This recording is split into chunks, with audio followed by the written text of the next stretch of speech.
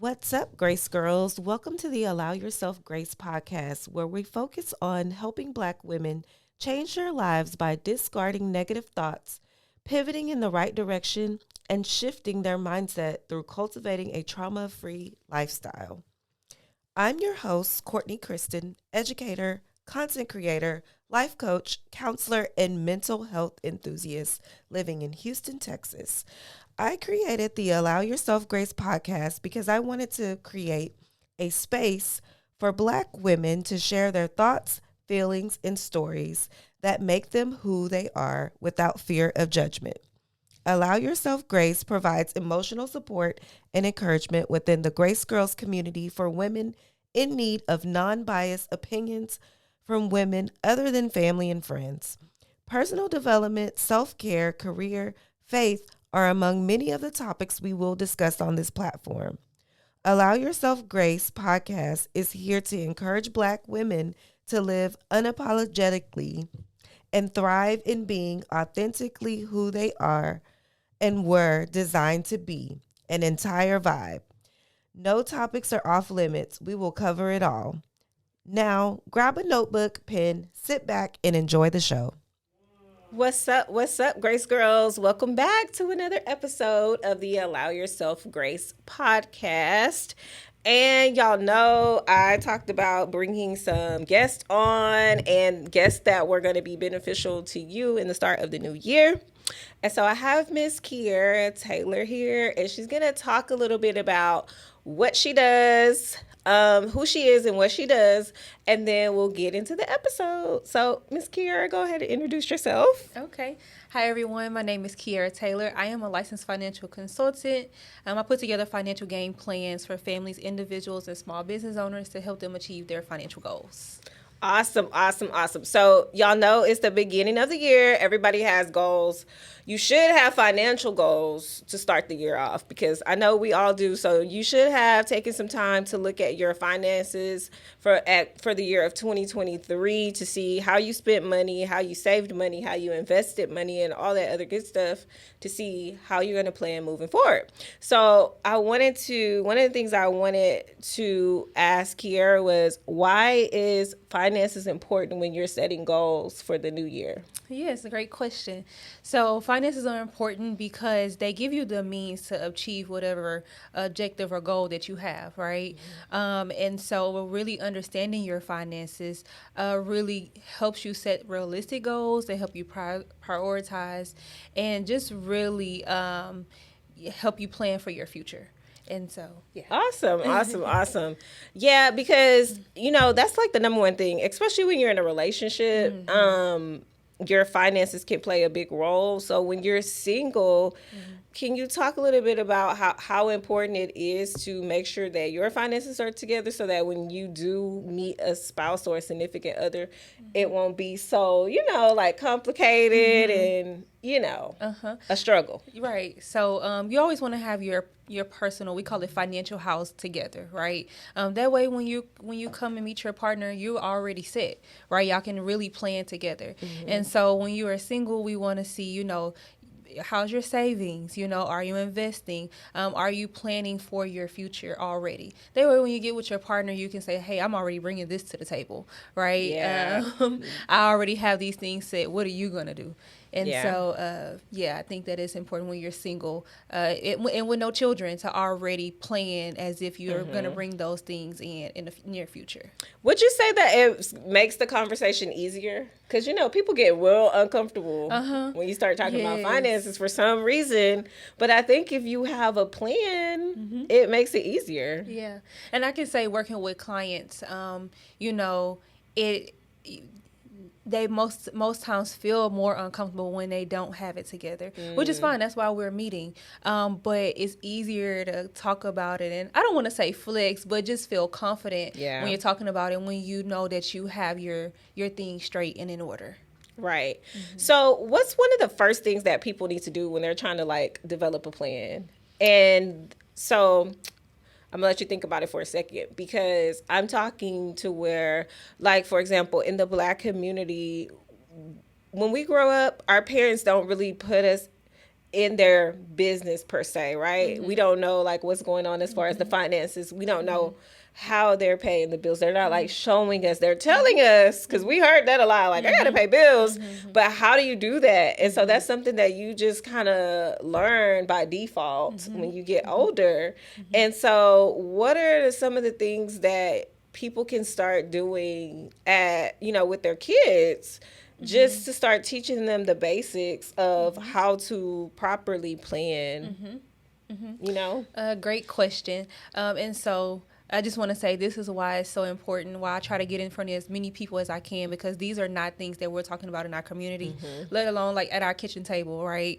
I mean, I've gone to school, did the whole undergrad and grad school, and I can tell you I never had one class that really went into detail about finances, right? And so saying that, really, I think the first thing is I would get with a financial planner.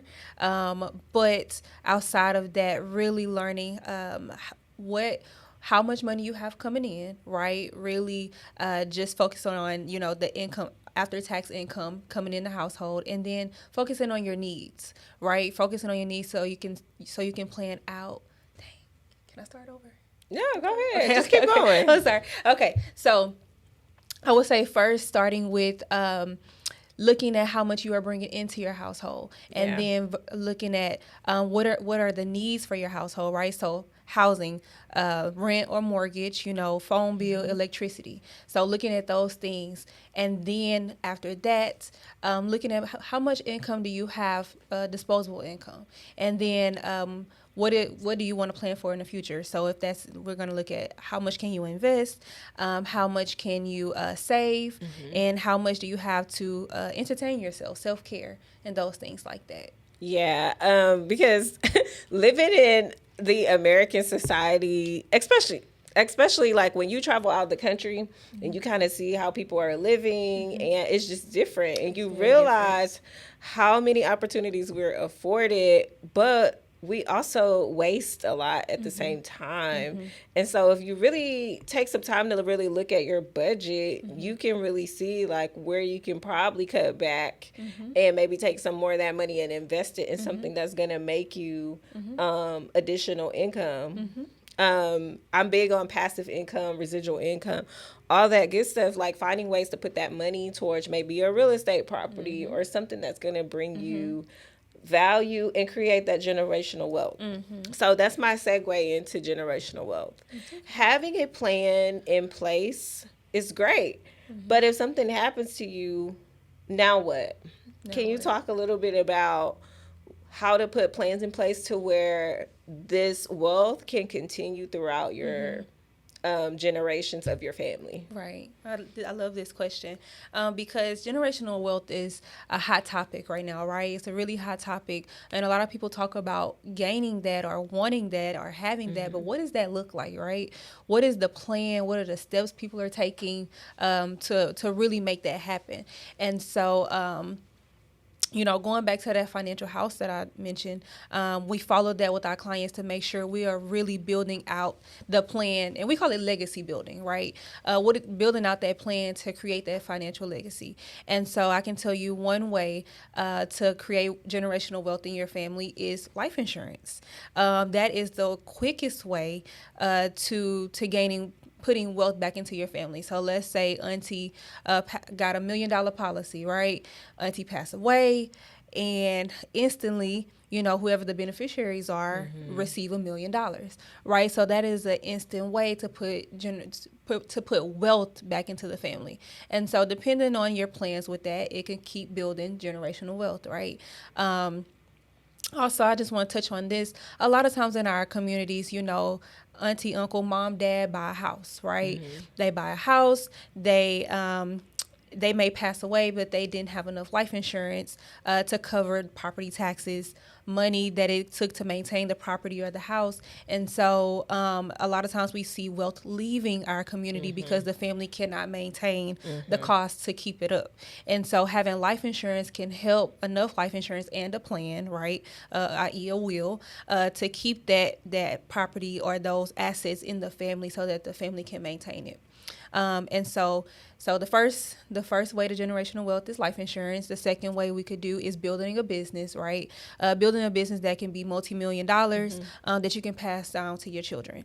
And then the last one, you can of course save, buy other assets and save your way to wealth, but that may be a lot of work outside of the building a business. And so those are my three main ways that I talk to my clients about building wealth. I love that. Because we see a lot online, like people talking about running the life insurance play, but they're not really going into depth. And so I think that's why it's key to have a financial advisor. And if you're in Houston or if you're anywhere else, Kiera is willing to serve you. I'm going to have her information up on the screen where you can contact her if you're interested in learning more, because I encourage you to start now. It doesn't matter if you're 30, 40, 50. You can always start. Like, some people feel like they're too late because maybe they're in their 40s or their 50s, but I feel like it's never too late to start to get your finances together. It's never too late, and it's also never too early. Right. Sometimes I have clients that are young as 18, Okay. And they, get their own life insurance. They may get into investments early on. And so that's great because by the time they're 40, 50, they have enough money to retire. Yes. And so it's never too early, never too late. And when you learn this information, you gain knowledge to empower your children or your nieces and nephews or the people around you. And so back to your question earlier, start with just learning as much as you can so that you can teach your children.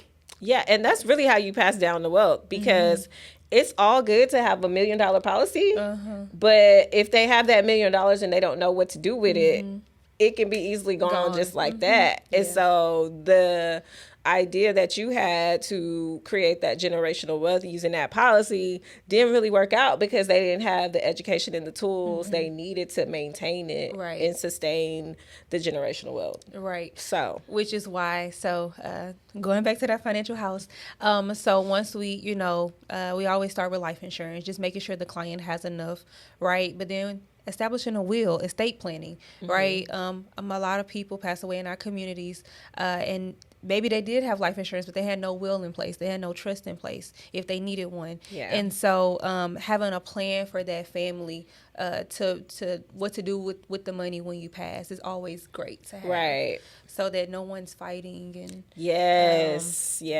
trying to figure out what belongs to who and everything. Because people need rules. Like, people need limits. We know I need limits. So you need a limit so that you're not going too crazy. Like, it's kind of like when you call your bank and you're like, hey, I need to put this daily limit on my card. And it's like, when it declines, you're like, okay, that's enough for today. I'm done. Right. And so setting those limits and teaching your kids about that, like, even the little cards that they have for kids, I think that's awesome because parents can put a certain amount of money on there, and it starts to teach them how to really budget and keep up with how much they're spending. And so you can even start there with your kids, like teaching them the basics so that they know, like, it's okay to spend and enjoy life, but also, too, you have to make sure that you're being responsible. Right. Your priorities. Right, right. How important is having good credit? It's it is very important. So I myself, I don't actually work on credit. Indirectly, I do. So I do provide debt stack. We call it debt stacking, but debt resolutions. Okay. So that it impacts your credit, right? Right. But I don't actually do credit. But credit is very important. Of course, buying a home and buying a car, but outside of that, trying to do anything, your credit plays a part. And so I think, paying your bills on time, so planning your finances out, right? Paying your bills on time, and then making sure you paying off those credit cards, right? Paying down whatever debt that you have, so that you maintain good standing. How do you guys, so if I came in for a consultation and I'm like, hey, Kiera, I need help organizing my finances, what's one of the first things that you guys address during those sessions? So of course we do a consultation. I make recommendations off that. First we look at coverage. So I'll look at, okay, if you were to pass away yesterday, what would your family need to do? Right. So we're going to look at that. Then we're going to look at that debt. because a lot of times we see that clients cannot save because they have too much debt. So we're going to look at a way to come up with a plan to eliminate that debt. And of course, outside of that, we're working on the savings. So we always want to look at we have a 3-bucket saving system. So we want to see your emergency fund. We want to see a short-term account and then a long-term account, which is your retirement accounts. So we're looking at 401ks, pensions, TRS, whatever retirement fund that you have. And so those are like the main things we're looking for. Okay. Yeah. What's the best way for entrepreneurs, because I deal with a lot of entrepreneurs on a daily, to have a financial plan as far as like their retirement and stuff like that? Like, are you guys just showing them, okay, you need to allot this amount based off of your income?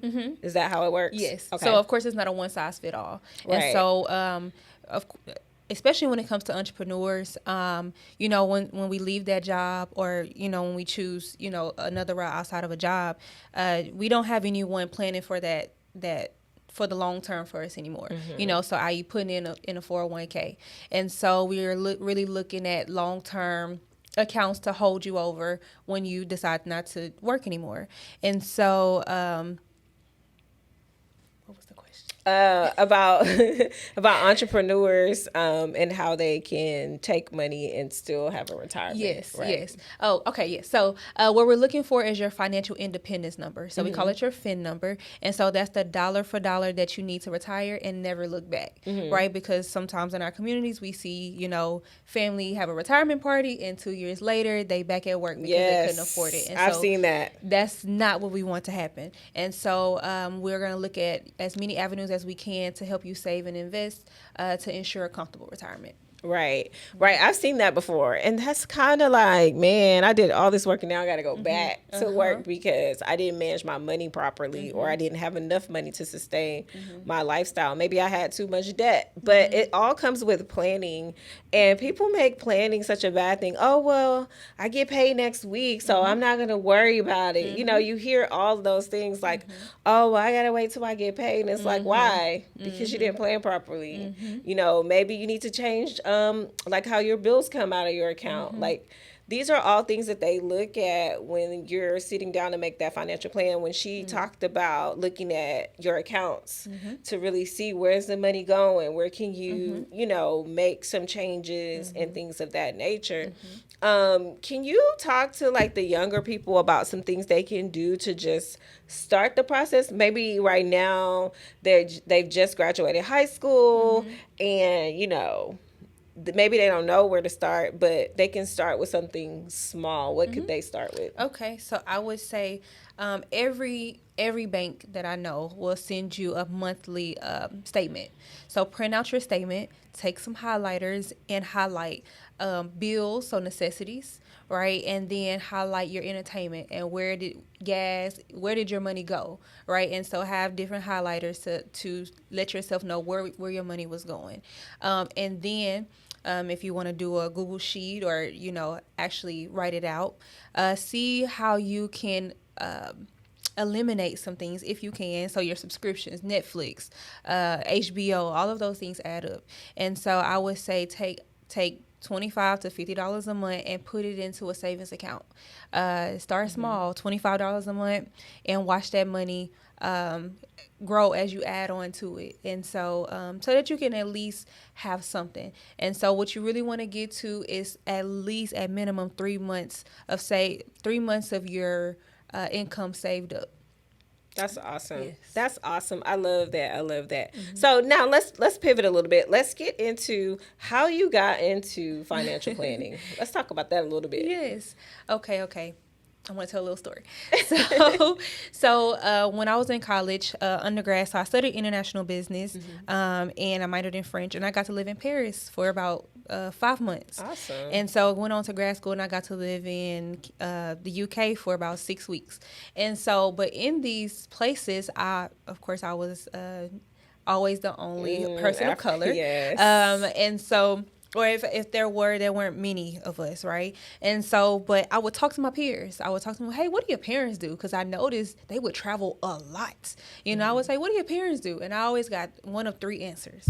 They were a doctor, lawyer, or a business owner. Oh, wow. And so I'm like, Lord, I'm in school to be an international manager, or I got my master's in human resources. I'm like, I've been a human resources manager. Something not right. I'm in the wrong field.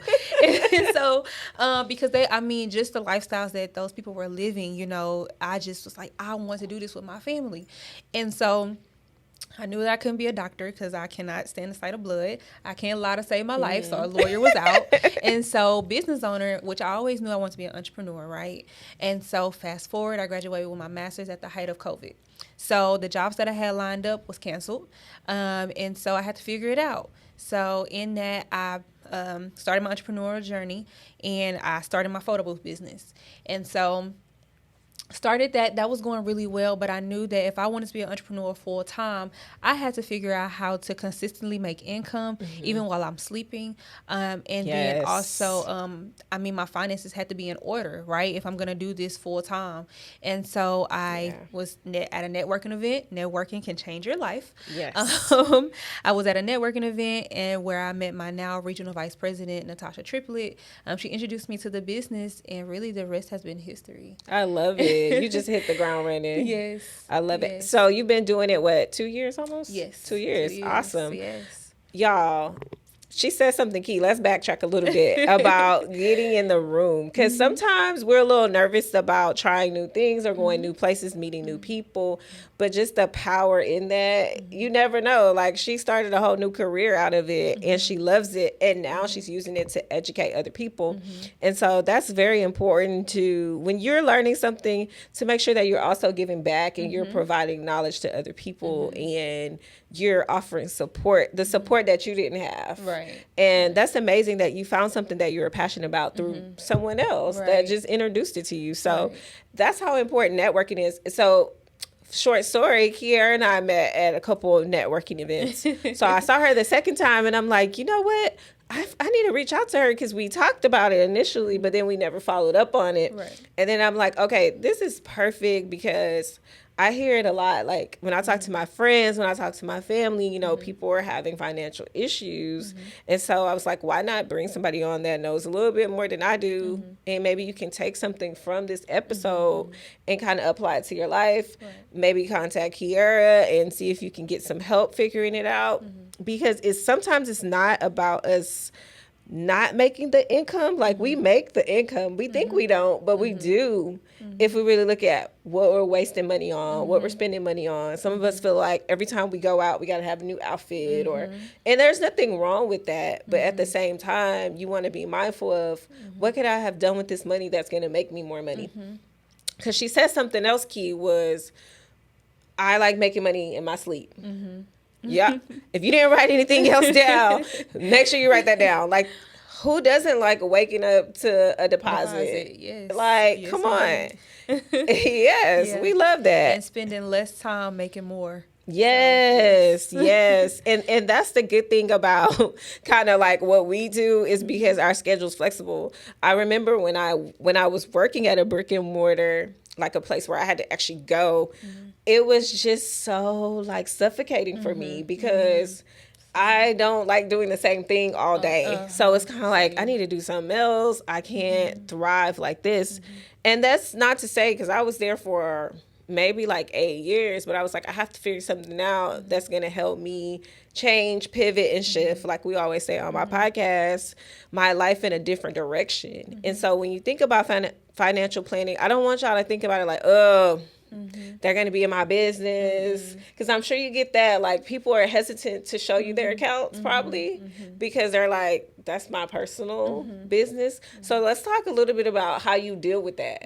Like, how do you deal with that? So I do my best to build a relationship, genuine relationships, because I believe in doing business with people that you like, right? And on the flip side, I want my clients to do business with a person that you like, right? And so I want to build a relationship with you. I'm very transparent. I'm an open book, right?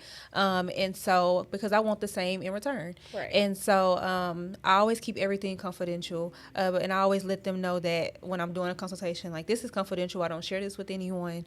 But I don't just get to business. Yes, we're gonna talk about business, but I'm gonna let you in on my life. You let me in on yours, so that we have a relationship outside of this, right? And so that's kind of how we kind of break the barrier. And so I invite my clients out, or we go to lunch, or just kind of to build that trust, build that relationship up, because we're talking about something that is very sentimental to a lot of people, and especially in our community. And so I want you to know that you're in the best hands, that I'm always going to do what's best for the client, and that we're going to do the best we can to plan for your financial future, to make sure that you are good. Yeah. And you always want to have someone on your team that has your best interest and that you can relate to. Because even with looking, like, for example, looking for a new therapist or looking for a new doctor, or you want to find somebody that you can relate to, that you feel like cares about you and really is going to take the time and give you the treatment plan or whatever it is that you need. And so it's the same way with your finances. You want somebody who's going to be patient, that's going to hold you accountable, and you can relate to them. So that is so key, building relationships, because a business can run off of referrals in general. Because if you build a relationship with one person, guess what? They're going to tell somebody else, hey, Kiera helped me. She can help you. Here's her number. And so then it just goes crazy because you built those relationships. And your clients really feel like they can call you. And they could just, hey, what's up? Like, like, she's cool. Like, I love that because that's a part of customer service too. Yeah, literally keeps people coming back, and because that's really how we get most of our clients.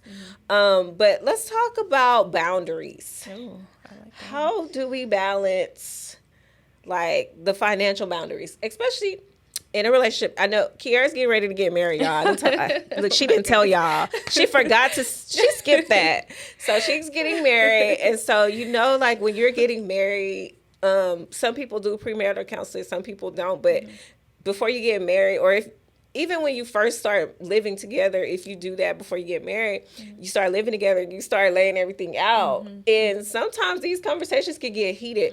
So coming in as a couple to plan, what's that like? Man, so we're both entrepreneurs, right? So we both live like a kind of crazy life, right? Yeah. And so we actually just did this last week. So we have a board that we do Q1, Q2, Q3, and Q4. And so it looks like this is how many clients I want to get. This is how. So we have personal goals as well as like relationship goals. And so, okay, if we have any debt, we want to knock out this amount by this amount. And it kind of can get uncomfortable sometimes, but I mean, that's my partner. I live with him, about to marry him. So it's like I just lay it on the table. I mean, if one gets upset, it's like we're going to work through it, right? We're going to talk about it. But that's usually not the case. But we just set those goals, and then we hold each other accountable. And so so Sundays are market Sundays for us. So that means like we go out in the public and we give out business cards. We tell other people about our business. I love that. Sundays. We're stealing that. Mr. Christian, so, are you listening? Yesterday was our first time. Sunday. So yesterday's our first time, and so we were going out into the market giving out business cards, and so I said we need to set a number, 10 people, 10 people a day, or I mean maybe next week it'll be 15, but 10 people. We need to give our business cards to 10 people, and so holding ourselves accountable in their relationship, and then or when setting those goals, and then also. He came yesterday and was like, I want to make an impulsive buy. And I'm like, what's the goal? What's the goal? And so he's going to give me when you see this. But yes, but what is the goal? That can wait. I mean, if it's an emergency, of course, I understand. But if it's something that can wait, like, let's reach this goal first, and then let's work on everything outside of that. And so, but we don't want to forget to date each other, right? So taking each other on dates. And sometimes that can look like a free date, we love to go Zydeco. We love to go watch live music, right? And so that's free. And so, like, just making sure that we're financial planning for our relationship as well. Yeah, and she said something throughout the whole thing is that communication piece. Like if you everything she said, they're communicating back and forth, and it's a healthy form of communication. They're not screaming, they're not yelling. Like they've literally planned into their busy lives this time that we're gonna do this, and we're gonna talk about this, and we're gonna plan it out. And like that is so key. When people ask me like, do you share accounts with your husband? Do you do this with, and I'm like, yeah, but every relationship's different. So you really have to sit down and talk about your plan and how you want to do it. And so she said they break it up into quarters. That's cool. Like, but as long as you guys have a plan together, and then if you guys both aren't knowledgeable, you're seeking somebody like Kiera to really help you plan before you enter a marriage. So I'm happy that she touched on that because they're already doing this. And then when they get married, it's already great because they're already doing it. And so I think that practice needs to happen before, those conversations need to happen beforehand, because finances can be very tricky. So I also had this conversation with some friends yesterday. They're single, they're dating. And so one of the things that they've encountered from guys is like, okay, they may encounter a guy who's like, okay, if I get married, I want to pay for everything. And so I was like, well, I don't really feel that that's something you should do because as a woman, you want to be involved, like as a partner in general, you want to be involved in the finances so that you know what's going on. So can we talk about like how important it is to let your spouse in on those financial goals? Because you can have somebody come in who's married by themselves and do a financial plan, but something happens to them. Now what? And actually, that's exactly what I was going to say. You know, what happens if the partner passes away and then you had no idea of like who to pay, what to pay, how much to pay. And so I think the communication, right? The communication. And then I think as a woman or as a partner in a relationship, you should always have your own just in case. Let's say the person decides to just up and leave one day. I mean, we don't ever want that to happen, but it has happened, right? Or if the person passes away, or God forbid that, or the person gets disabled, right? And so they maybe can't speak, they can't write, they can't talk, and so you want to be able to pick up the weight and carry that on. You know, you don't want, especially if you have children, to, you know, you want to be able to maintain that household. Yes. I think it's very important to know what's happening in the finances. Because I think we can get comfortable just saying, oh, well, he has it or she has it, so I'm good, and they give me what I want, so I'm good. But it's not necessarily like it's a bad thing, but it's also too like you just need to know, because like you said, life happens. And so you want to make sure that you know. And they're like, you know what, I never thought about it like that. And I'm like, yeah, because you just never know. Then some people have it set up to where their families come in and take over everything, and then you spent all this time and you're like, dang, well, if you would have just told me, I could have been preparing. But like she said, you should be preparing anyway, because you just never know. So always have that plan in place. Always try to be involved.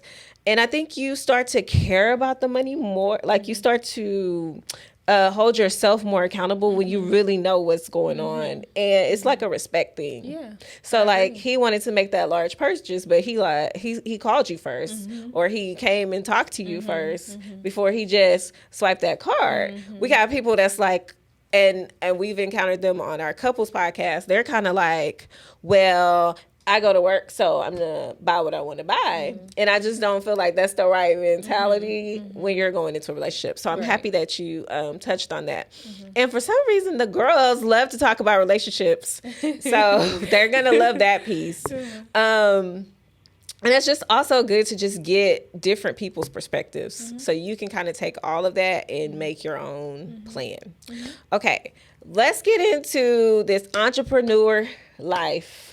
So Kiera's not only a financial planner, she has a business, as she mentioned, and I want her to talk a little bit about the business. And I'm going to ask her a couple questions about that business. She's a whole boss out here, y'all. I love it. So again, my name is Kiera Taylor, and I am the owner of Kiera's Photo Booth Rentals. Okay. Talk to us about your booth. Wait. So we provide photo booths to all types of events. we enhance events, right? We create photo opportunity as well as content opportunities for you to look good. I mean, we give you a couple seconds to look good, right? But you can take those couple seconds and relive those moments again and again, and just look back on it and say, man, I felt good in that moment. I look good in that moment. And so that's the overall goal. But also having us at events really just bring in a different entertainment piece, a different just feel to the event. Yeah, photo booths are very interactive. Like the line gets long, you know, people are like, oh, I need to go over there and do the photo booth. But one thing about Kiera, like she's gonna get out there and be like, hey, come over here, let's do it. She made so the last event I was at where she had her booth, she made props like to go along with the event. And so she didn't talk about that, but she's creative. And so if you're having an event, she will customize things to go along with your event. So I think that's so cool because, you know, we love a good customized, personalized feel. So let's talk about how much you charge. You know, do you do setup, takedown? Are you there the whole time? How does that work? Yes. So for my 360 booth, it is $375 an hour, minimum 2 hours. And then for my selfie booth, it's $175 an hour, minimum 2 hours.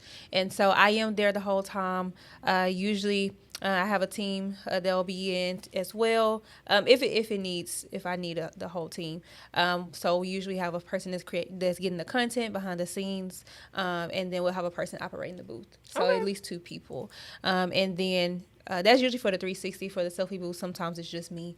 It just kind of depends on what's going on.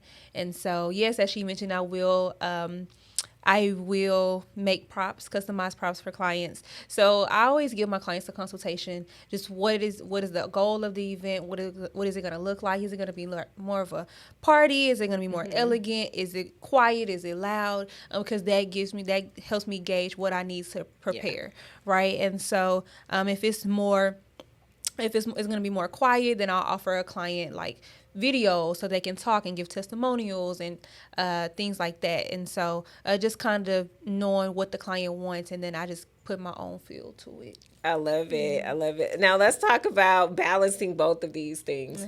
Financial planning, entrepreneur, she's a mom, she's a fiance, getting ready to be a whole wife. I love it. So how do you balance all of that? Ooh. So I am a Libra. I'm all about balance. And so, so boundaries. So I can tell you, so on days that I have my bookings for my photo booth, I won't take financial clients because I want to give you the best of me. I want to give you all of me. And if I have a photo booth opportunity that day, my mind is on that. My mind is on creative mode. And so I won't typically take clients on that day. If I have because on the financial side, it's more analytical. It's more, just kind of technical things. And then on the photo booth side, it's more creative and it's more detail oriented. And so just making sure that everything is aligned well. And so I have to like switch gears. And so I don't want it to ever overwhelm myself. And so typically I don't really, unless it's a photo booth, gig or opportunity, I don't usually work on the weekends. Okay. And so I usually meet with clients Mondays, typically all day Mondays, Tuesday, Wednesday, Thursday. In the mornings, I do library time with my daughter. So I take her to the library and we do story time. And so I typically don't meet with clients before 12.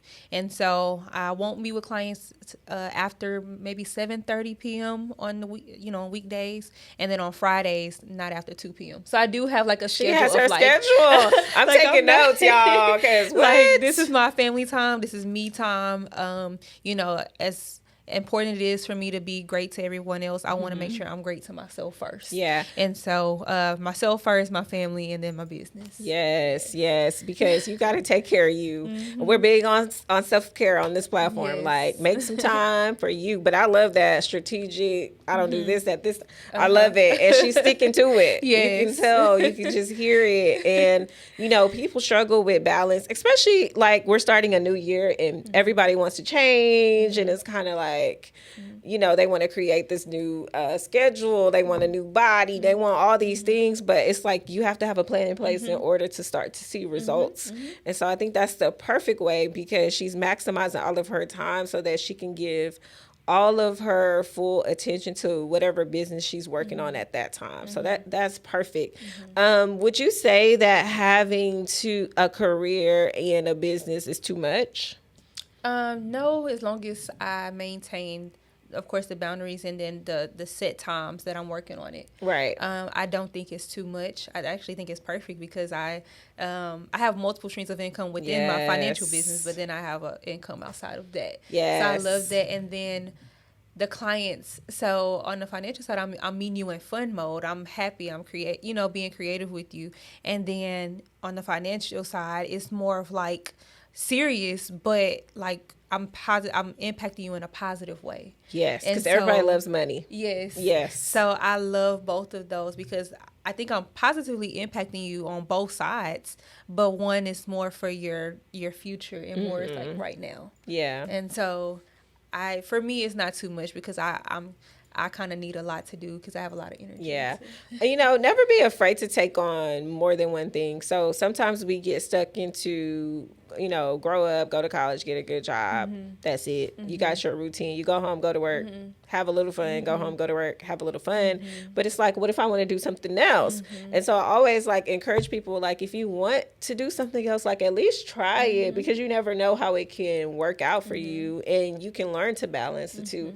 And it's okay that it takes time to really find what you like because I think we've all been in a place to where maybe we went to school for something or maybe we thought we wanted to do something but then we realized like you said you don't like blood because I was in school for nursing. I went through all of the thing and I got ready to apply to clinicals and I was like, I don't know if I like this. Wow. So I ended up changing my major, but it's just that people are afraid of change, but I'm never be afraid to change. And then also to don't let people that haven't been where you're trying to go talk you out of doing something. So I like people that kind of share their experiences. So that's why I asked that question. Yeah. So let's talk about motherhood and business a little bit. You have a lot of single moms out here. They're like, man, I want to do something, but I don't really know what I want to do. I don't really know where to start. Or maybe I have someone, but it's kind of like I'm working, but I want to do something else too. How did you come up with the idea to start your photo booth business? So it's crazy. So I was pregnant with my baby. I graduated May 2020. And I found out I was pregnant January 2021. I was like, how can I be pregnant right now? This is not the time. I'm a person that my life to be planned out, and this was not in my plans right now, right? And so, and of course I wasn't working or anything. And so, so my baby shower is coming up, right? And I'm looking at this photo booth. I had never seen it before. I'm looking at this photo booth and I'm like, oh my God, I want that at my baby shower. So I'm getting different quotes from different professional photo booth businesses. And the quotes that they were giving me was like, this is crazy. With this price, I know I can go buy one of these. And so I was joking. And so I mentioned it to my business partner, C. Allen, and he said, let's do it. And I said, I love it. I love it. And so from there, we came up with the money and bought it. I just did it because I knew that I wanted to be home with my baby for a couple months while she was small, right? And so that it really turned into a big business for me because my first client was Market Square Tower, downtown Houston. And so that was a big client. And I'm like, wow, so this is not a side hustle. This is going to be a business. Thing. So from there, it just kind of built on itself and became what it is today. I love it. I love it. And you already kind of had done the research without knowing it really. Like, dang, I already did the research. I know what they're charging. I kind of know how long you can take it there because I've called around. And so it's like, I got a system because they gave me the system. Right. Now I just got to put this thing to work and start marketing it. Yes. And so it can be the smallest thing that fuels you, but it's so amazing to have friends like that. That's like, yeah, do it. Come on. Those are the friends you need. Yeah, they are. Get those type of friends, y'all. That's like, yeah, not like, I don't know about that. Because I'm the friend. I'm going to tell you, bet on yourself. Yes. A lot of people talk about job security, but jobs are at will. So if they want to let you go tomorrow, they will do that. And they will call and let you go and be like, and have no remorse. And so bet on yourself. Entrepreneurship is not for everyone, so I'm not saying to everybody needs to quit and start a business, but at least have something, because one stream of income is too close to zero.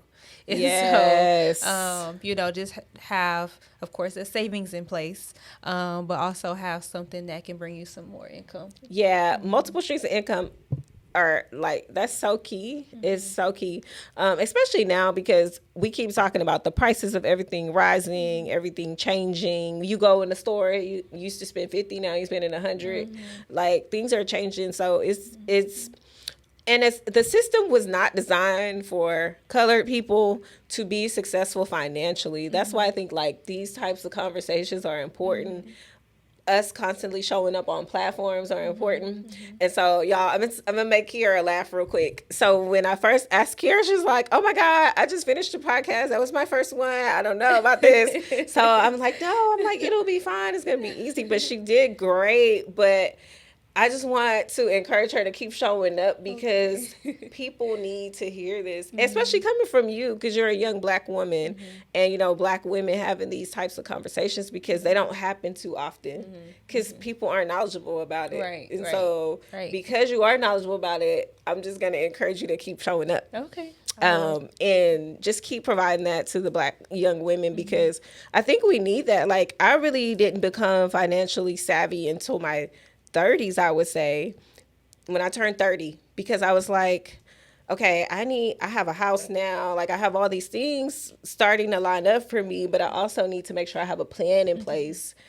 But if I would have known what I know now, earlier and sooner, then I probably could have been further. But it's our duty to encourage the next people and make sure they know more than we know. Right. But let me tell you something about this new generation. They're not afraid to take risks. No, they're not. They're not. No. They're like, I'm not going to school. Yeah. I don't, that's not for me. And I love that, because we didn't have that. We were just like, okay, I'm going to college, or I got to go work. And it's like, I don't want to go work, so I'm going to school. Right. But they have, because people are showing up and because people are putting it out there. So I love that. So now I like to put it to where, if you want to ask me questions, do you have any questions for me before we end the episode? What got you into this? So my husband and I started in our house this was 2018. I could be wrong. It might have been 2016. We started in our house. We didn't really know what we were doing. We were like, we just want to have the conversations with people that we have with each other. And so it just became a popular thing. And so we started doing more research on podcasting. We set up our little studio in our house. Okay. And then somebody was like, oh, can we use your studio at our house? And we were like, what? They were like, yeah, we'll pay you. You want to use the studio? Cool. And so that's how we started our business, because we're like, oh, this is a thing. People pay for this. So that's how we started the business. But podcasting, it was just from us having conversations, and it just kind of grew from there. So I started my own because God was pulling on me a little bit to start my own. Because my husband's a talker, as you know, because you met him first before you met me. Because I'm an observer. I have to observe people first, and then I'll talk. So I'm I don't know, I'll talk when we're on, but I don't really want to do that. But God was pushing on me to get back to a place where I used to be, speaking in front of people and stuff like that. And then my message is different from, because he has his own podcast as well. We have one together, and then I have mine. It's a little different. And so the people I can reach, he can't reach. And the ones I can reach, we can't reach together. So we just I formed my own platform. I had to pray about the name. Yeah. I'm real big on stuff like that. That's great. It just worked out. And I've been meeting so many amazing women, so I'm excited. Yes, I'm excited. Thank you so much for having me. Yes, ma'am. My next question, my final question, if you want to share, do you have any financial goals that you want to reach? I do. Whoo, child, I do. So one of the things is, as far as my business-wise, the studio, we want to get, of course, more people into the business.